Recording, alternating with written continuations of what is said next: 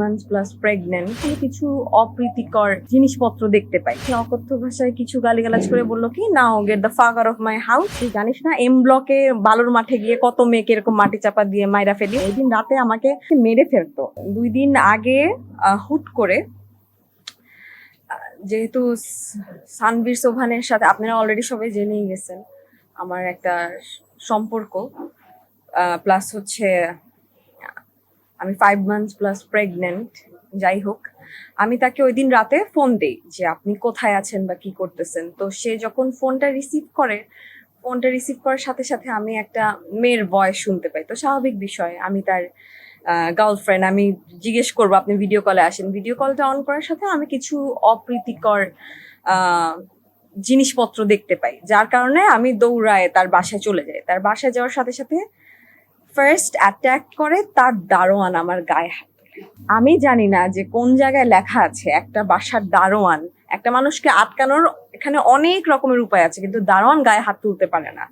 সেখান থেকে তার বাসার বডিগার্ড আরেকজন ছিল, মুকুল নামে একজন লোক। উনি আমার চুল এভাবে ধরে উপর থেকে নিচে নামাইছে যে এখানে আসা যাবে না। দেন আমি 1 ঘন্টা 30 মিনিট ওয়েট করার পর সে ওই মুহূর্তে যেই মেয়েটার সাথে ছিল তাকে নিচে নামিয়ে আমাকে বলছে যে আসো, তুমি উপরে আসো। আমি উপরে আসার পর সে আমার সাথে অকথ্য ভাষায় কিছু গালিগালাজ করে বললো কি, নাও get the fuck out of my house. তারপর যখন আমি ঢুকছি, আমি বুঝে গেছি যে ড্রয়িং রুমে সামওয়ান ওয়াজ দেয়ার। তারপর সে তার 2 কাজের লোক একরাম আর সুবীরকে ডাকলো।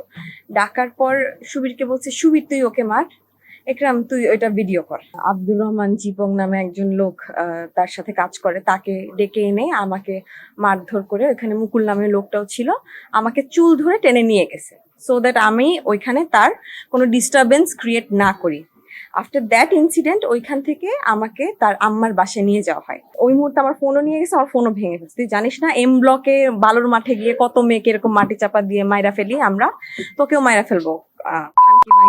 সে এই টাইপের মানুষ, সে তো মনোরঞ্জন করবেই, বিভিন্ন মেয়েদেরকে নিয়ে থাকবেই।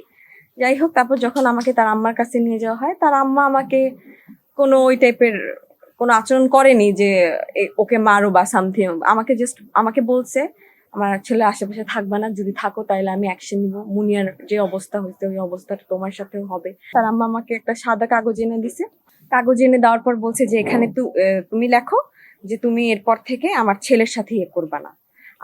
আমার দোষটা কি? তার ছেলে তো আমাকে এই বিশ্বাস দিয়েই তো আমি আগাইছি সম্পর্ক। কখন আমি কনসিভ করবো, আমি কেন বাচ্চা নেওয়ার ডিসিশন নিব, এই চিন্তা নিয়ে তো আমি আগাইছি যে সে আমাকে বিয়ে করবে, সে আমাকে এই টাইপের কথাবার্তা বলছে। So day by day the situation was getting worse and worse and worse. I had to make this decision যে আমার পাবলিকের কাছে আসতে হবে, অরেলস মুনিয়ার সাথে যা হয়েছে তা আমার সাথে হবে। ওই দিন রাতে আমাকে মেরে ফেলতো। আল্লাহর অশেষ রহমত যে আমি বেঁচে গেছি। আমি অনেক ভয় পেয়ে গেছিলাম।